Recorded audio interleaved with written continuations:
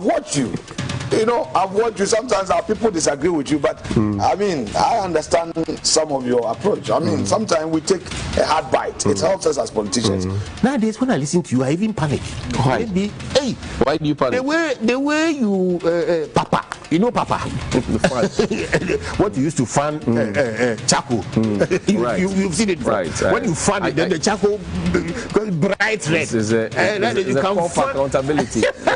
You fan government's charcoal. It's bright red. It's a call for accountability. I enjoy it. Johnny, first and foremost, let me take this opportunity because I've been seeing you for quite some time. You are doing very good job for the mother Ghana. Remain undaunted. This is our society, right? And it will take me and you. That's why I always watch Johnnies Bite. The general watches Johnnies Bite every day. Thank you very much. And I is devoid of insults, but straight to the point, factual and fearless. Charlie, no be joke. The pressure people like Johnny can give you. No. You know, get grey hair, you go get grey hair. I'm innocent. And that's what I'm saying. That the pressure Johnny and his people, the pressure they can give you, you know, get grey hair, you go get. So your best bet is not to have hair.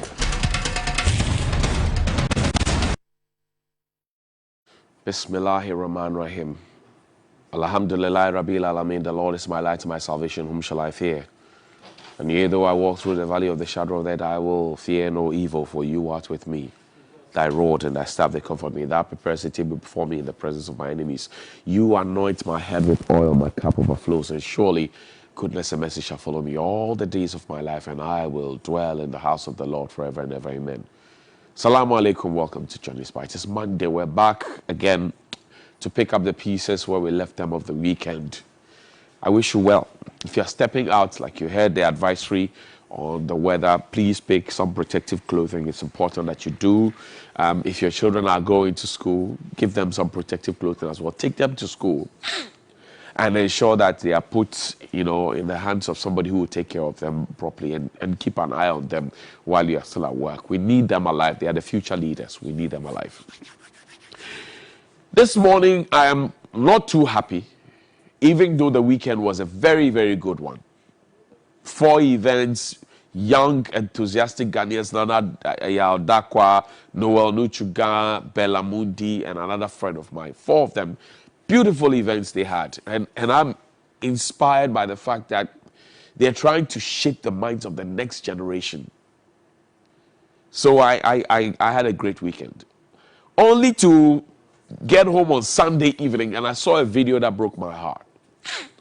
Now, the video I saw took me back to 2017 when the President of the Republic, Nana Addo Dankwa Akufo-Addo, at the swearing in ceremony at the Black Star Square, he had given all of us an indication of what he wanted to do. And he played that video for me. The President's pledge played for me. State coffers are not spoiled for the party that wins an election, but resources for the country's social and economic development. I shall protect the public purse by insisting on value for money in all transactions.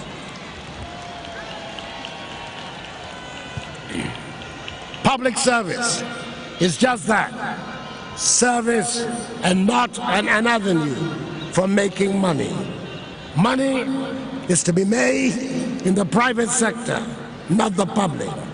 And measures will be put in place to ensure this. We must create wealth and restore happiness to our nation.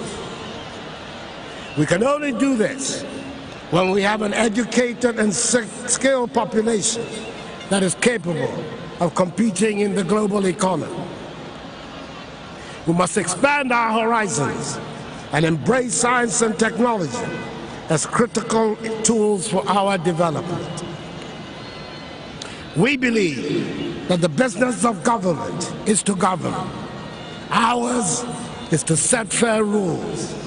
We will provide vision and direction and shine the light down the path of our entrepreneurs and farmers. That is our president. So inspiring. Did you realize that our president was choking on his words? I shall protect the public purse. Did you realize it? Did you realize that our president was choking on his words and said he was going to provide leadership and shine lights in the tunnel so people can follow yada, yada, yada, yada, yada, yada. If today we are doing an assessment, can the president confidently stand at the Black Star Square again and hit his chest to say he has protected the public purse? Can he? This morning, National Service and NABCO people, they say they want to go on a demonstration. Can the president hit his chest to say again that he has protected the public purse and for which reason he has stuck with what he promised us? I'm not manufacturing anything. I'm just playing the video of the president of the republic when he swore that oath to all of us, the oath of allegiance, the presidential oath, and said he will protect the public purse. He has won an election again with his acolytes. Between then and now, has the public purse been protected, in your opinion? Has it been protected? What is the public purse? And what is it supposed to achieve for all of our sakes? And how is the public purse being applied to us? Because it still doesn't make sense to me that I walk into a supermarket, I buy a bottle of water, I am giving a receipt that says I paid 2.5% for NHIL, National Health Insurance Levy. I pay 2.5% of whatever I bought for Get Fund. So National Health goes into healthcare, Get Fund goes into education. I pay 17.5% for value added tax, which could be used for other things. I pay 1% COVID levy, and I pay 1% tourism, fees. Then when the money is deducted, the National Health Insurance service providers do not have access to the money. So then they say, we are threatening to go on strike, we will withdraw our services, da. Once you deducted money instantaneously, give it to me. I shall protect the public purse.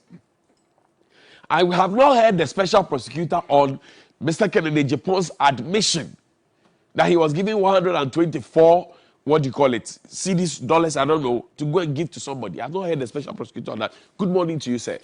I want you to investigate it because I shall protect the public purse, cannot be giving appearance fees. No, it should not happen. My government is not the place to make money, and that if you want to make money, go to the private sector.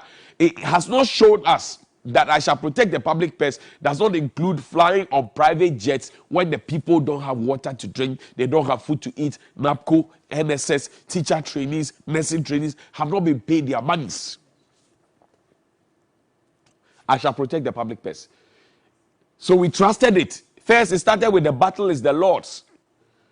And in this country, when a matter assumes spiritual or religious twist, forget about it. Common sense flies away, emotions step in, confusion, yazo, finish.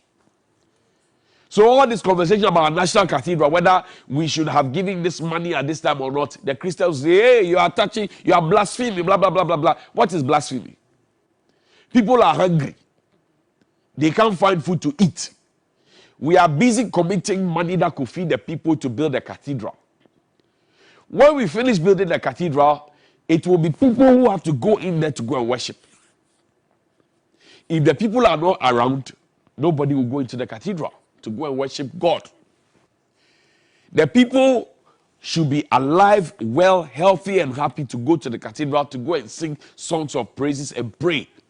It's commonsensical. Those who die because of hunger cannot be put in the cathedral. They will be buried.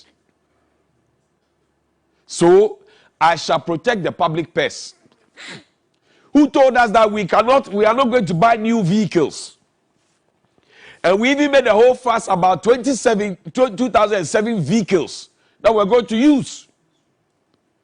Today, can the president meet his chest to say, since he got into power, he has not bought one vehicle? There's a whole V8 carrying a chair following the president around with a driver and air condition. I shall protect the public purse. So I'm looking at what the president told us and what he is doing, and in between, whether or not he can beat his chest today with all the people who supported him and say, The president said we should test him and see Ghana for something. Is this the test, or is it a testimony, or is it a trial? What is it? The president said somebody was doing the work, he's not doing it well. And that was the third time. Then Dr. Kennedy, he said something, and you see, the stalwarts within the MPP are beginning to speak up. If I say it, they attack me, they insult me, that's fine. Occupational hazard. It doesn't change the fact that what I'm saying is the reality on the ground.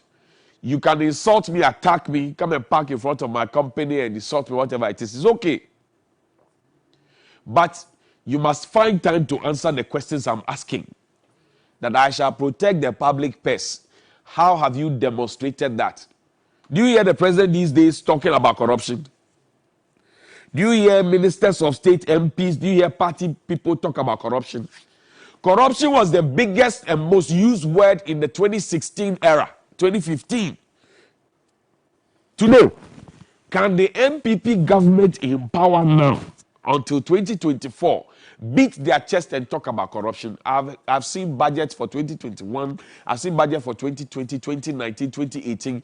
The word corruption is missing. The fight against corruption, it is in the mud. Corruption, it is in the mud. Because the numbers of people who, and they have been cleared, that's the sad part of the conversation. And Mr. Special Prosecutor, crime does not expire. If the president or whoever it is has cleared somebody of a corrupt activity, you have what it takes with your experience and legal knowledge and wherewithal to be able to bring that matter back to light. I'm saying if you are investigating the MCE, what your nominee for corruption because he said he gave money to people to vote for him and the people did not vote for him. There are people who also participated in the regional elections recently of the NPP who have admitted that they gave monies to people and they did not vote for them. Investigate them.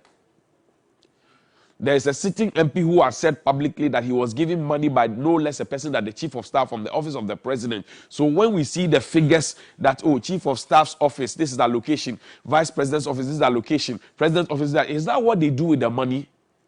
They press us to collect the taxes and then they give the taxes out for appearance fee. Is that what it is? Then he played a video of me, Dr. Kennedy.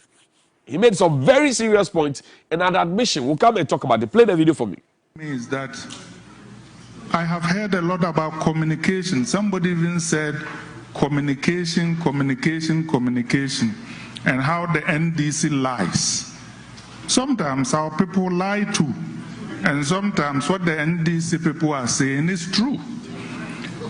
When what they are saying is not true, it's actually very easy to disprove it. But let me go to my question. His Excellency Nana Addo Dankwa Akufo-Addo, first inaugural. What's stuck in most people's minds is, I shall protect the public purse.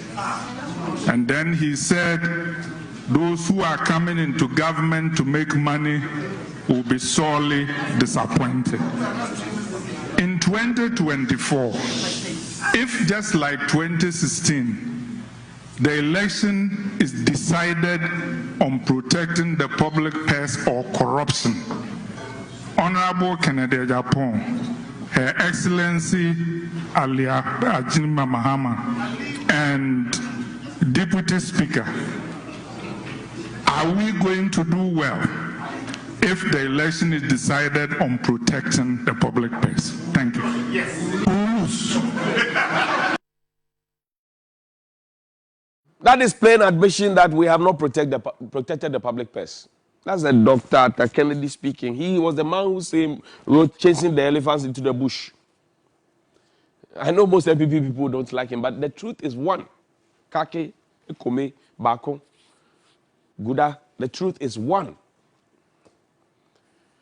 I shall protect the public purse. And I'm saying that when you promise, you must fulfill. When you pledge, you must fulfill. And especially when you come under the banner of the Lord to say the battle is the Lord's. We were made to believe. We sang Oye Asem Papa Biamati Oye. We sang gospel song. The battle is the Lord. All shall pass. This blah blah blah. Today we are not seeing it. You can be like Solomon who tries to build the cathedral. You can be like David who tried to build the church that his father started. But the question is, what kind of character are you taking into the church? Your action, your character, your motive, and the consequence of your action will show in the end. How have we protected the public purse? There's a deputy minister, and he played a video for me. He had a very instructive thing. That's where I want the government to sit up and realize the problems that the people have.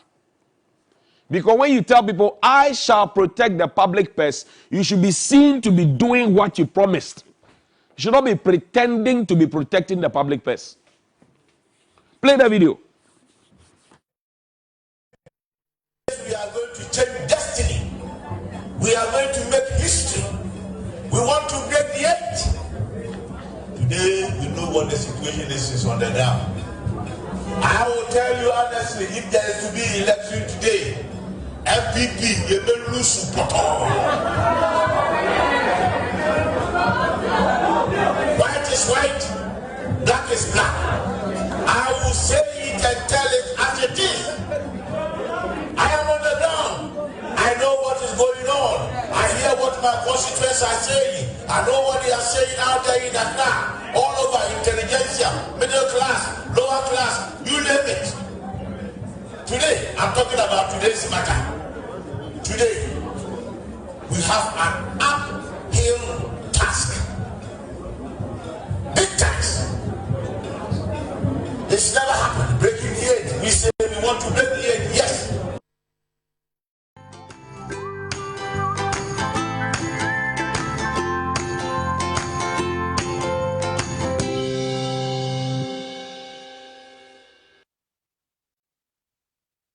Sorry for the interruption.